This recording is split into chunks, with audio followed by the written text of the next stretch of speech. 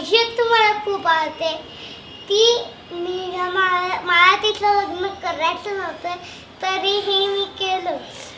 म्हणून मला नव्हतंच घ्यायचं असं वाटलं पण केलं. मग 2-4 आली पण माझ्याकडे. ती अशी तिथेच राहिली नाही. लग्न केल्या 2-3 दिवसांनी आली माझ्याकडे.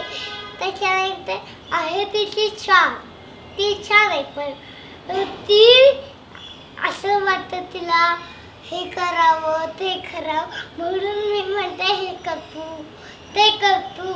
मला फुवा आवडतात, मनी आवडते पण मी फुवांचं लग्न करून घरी पाठवणार त्यांच्या जेव्हा त्यांच्या गाडीवर बसायचं असले मोटरसायकलवर तेव्हा मी बोलवणार. Thank you so much.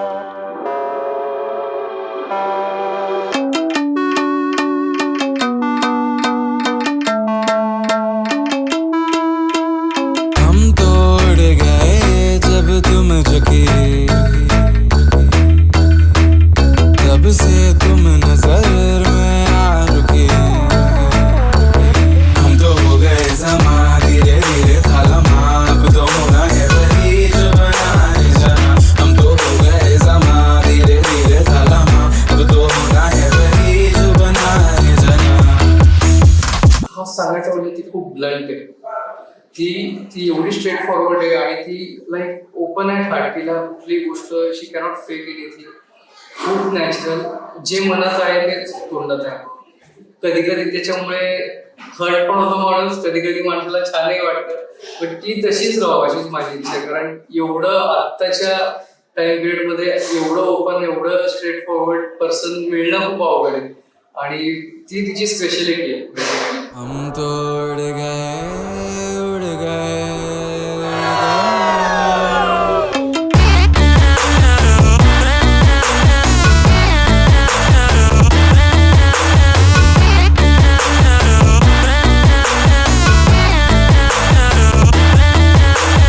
दर्शन खूप डाऊन टू अर्थ वाटतो.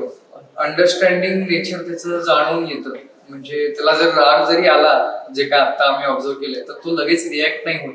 त्याच्यामध्ये पेशन्स आहेत आणि माझ्या बहिणीसाठी पेशन्स असणारा पर्सन मिळणं हे खूप महत्वाचं होतं आणि आय गेस त्या कन्सिडरेशन मध्ये खूप परफेक्ट कपल मॅच होते ते. ऐसी अजनबी थी आपसे कि हमसे ना कभी कोई आपसे. हम तो हो गए समा धीरे धीरे था लम्हा. अब तो होना है वही जो बनाने जाना. हम तो उड़ गए उड़ गए उड़ गए.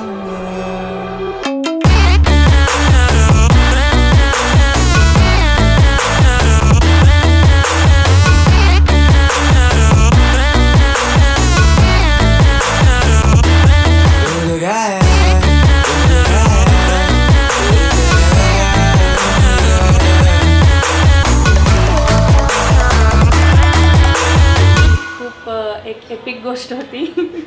कारण माझ्या आईने पहिले त्याला पसंत केलं होतं. माझ्या आईला तो आवडला होता. मला स्वतःला आधी आवडलेला मुलगा आहे तो.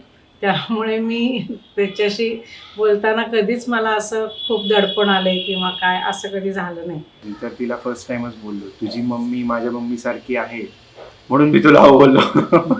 कारण की तिच्या आधी तिच्या मम्मीला मी भेटलेलो आणि मला काय माहिती मला फर्स्ट मीटिंगमध्येच मला माझ्या मम्मीसारखी फिलिंग आली.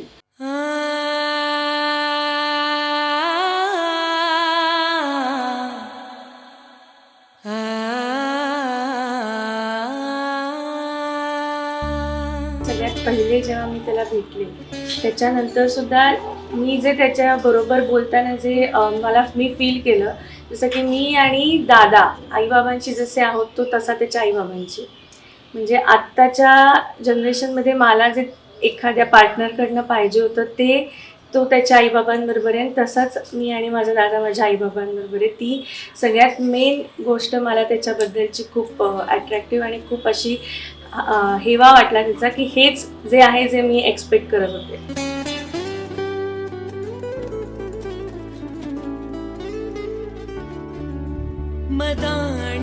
तिची अंडरस्टँडिंग कॅपॅसिटी खूप आहे, तिला विजन आहे.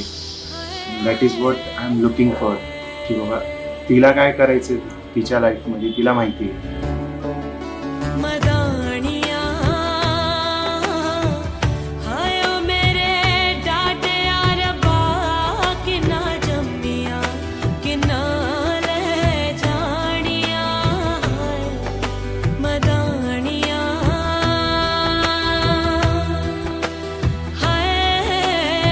We are just perfect for each other. ह्या सगळ्या म्हणजे याच्यामध्ये सगळं आलं.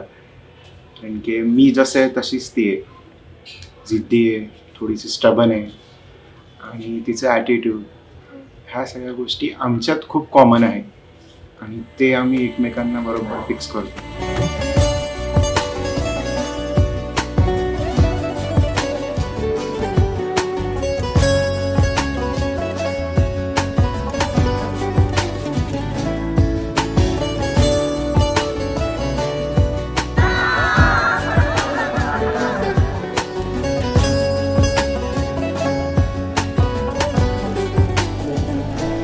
माझी मुलगी ही खूप मनापासून ती मला लहानपणापासून आवडते आणि ही मुलगी ही आमच्या घरची लक्ष्मी आहे.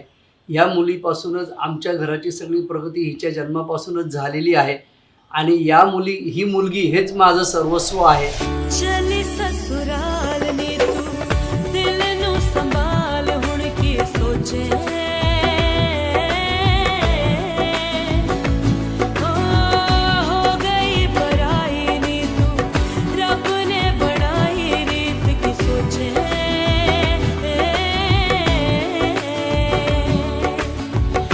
जाना तू जाना एक दिन दूर परदेस सी, अखियां जो अंजू रोक ले लाडो मेरी. रात्रीच्या प्याल्यात गुलाबी सरबत, रात्री जातात ऑफिसला, मला नाही घरी मजा. आणि जोडी म्हणजे मेड फॉर इच अदर जसं म्हणतो तसं, की तुम्ही आता लग्नाच्या ह्याच्यात पाहिलंच असेल की आम्ही जसं तिला प्रिन्सेस म्हणतोय तसं लोक त्यालाही प्रिन्स म्हणत होते. त्यामुळे खरोखर राजकुमार आणि राजकन्या अशीच जोडी आमची आहे आणि ती पुढे कायम सदैव आनंदी आणि हॅपी राहावी एवढंच आम्हाला असं हे वाटतं माझ्याकडनं. त्यांना खूप शुभेच्छा. कबीरा